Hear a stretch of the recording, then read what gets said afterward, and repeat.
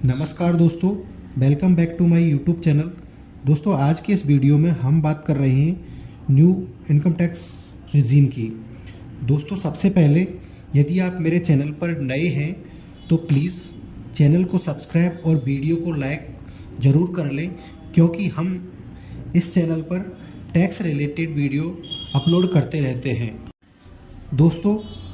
भारत सरकार ने income tax slab rate को दो भागों में विभाजित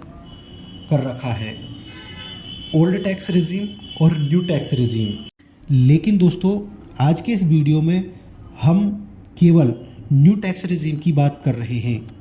दोस्तों, हाल ही में बजट 2025 में वित्त मंत्री निर्मला सीतारमण ने 12 लाख रुपए तक की इनकम को बिल्कुल ही टैक्स फ्री कर दिया है। दोस्तों, न्यू इनकम टैक्स रिजीम में पहले 3 लाख रुपए तक की इनकम पर बिल्कुल ही कोई टैक्स नहीं था और 7 लाख रुपए तक की इनकम पर 5% के टैक्स रेट थी, जबकि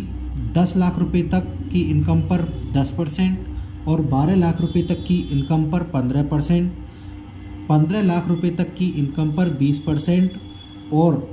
15 लाख रुपए से अधिक की इनकम यदि किसी व्यक्ति की थी तो उस पर 30% की दर से टैक्स पे करना पड़ता था पहले न्यू टैक्स रिजीम के अंतर्गत। लेकिन दोस्तों, हाल ही में बजट के दौरान अब न्यू टैक्स रिजीम में 4 लाख रुपए तक की इनकम को पर कोई भी किसी भी प्रकार का टैक्स नहीं है और 8 लाख रुपया तक की जो इनकम है उस पर 5%, 12 लाख रुपए तक की इनकम पर 10%, 16 लाख रुपए तक की इनकम पर 15%, 20 लाख रुपए तक की इनकम पर 20%, 24 लाख रुपए तक की इनकम पर 25% और 24 लाख रुपए से अधिक यदि किसी की व्यक्ति की इनकम है तो उस पर 30% की दर से टैक्स का भुगतान करना होगा। दोस्तों, ये बेनिफिट उन लोगों के लिए है जो लोग सैलरी से इनकम करते हैं। दोस्तों, इसके अलावा बजट 2025 में कोई भी व्यक्ति 4 साल तक की इनकम टैक्स रिटर्न एक साथ भर सकता है। दोस्तों, न्यू टैक्स रिजीम में 12 लाख रुपए तक की इनकम को टैक्स फ्री करने के साथ साथ जो लोग सैलरी पर काम करते हैं उनके लिए 75,000 रुपये तक की इनकम को स्टैंडर्ड डिडक्शन की छूट और दी गई है।